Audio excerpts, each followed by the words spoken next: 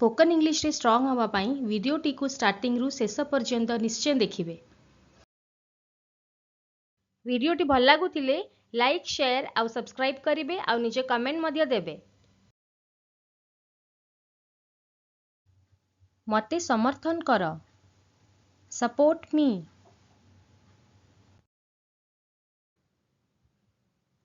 खराब परिस्थिति रे आ कहती इन डिस्ट्रेस। इन डिस्ट्रेस मन करंतु कहार परिस्थिति बहुत खराब अच्छी तो आम कहवा she is in distress. Next देखिबा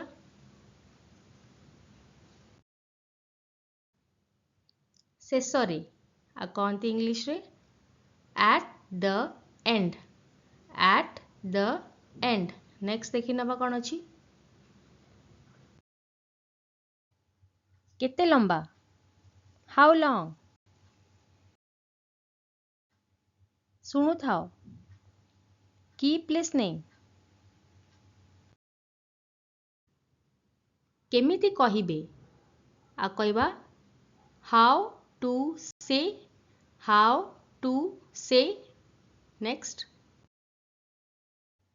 बाध्य करनी don't force.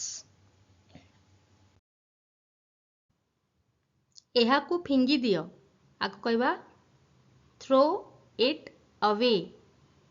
Throw it away. Next देखिबा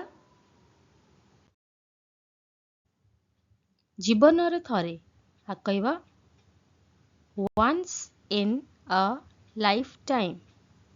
once in a lifetime. Next देखिबा फ्रेंड्स कौन अच्छी मते साहाଯ୍य कर, हेल्प मी। मते भूली जाओ, forget me.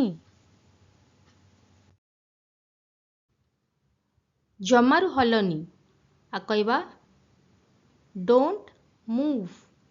Don't move. Next तांको पढ़िबा को दियो, लेट देम स्टडी। घरु दूर रे आ कहवा away from home. Away from home. Next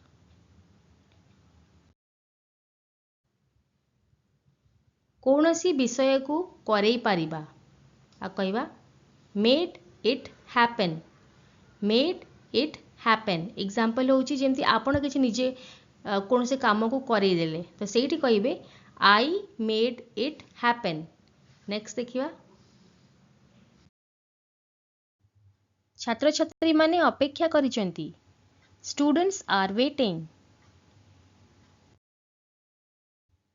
तमे चिंता करनी यू डोंट वरी। वीडियोटी भल लगुले लाइक शेयर आउ सब्सक्राइब करेंगे आउ निजे कमेंट मध्य देबे।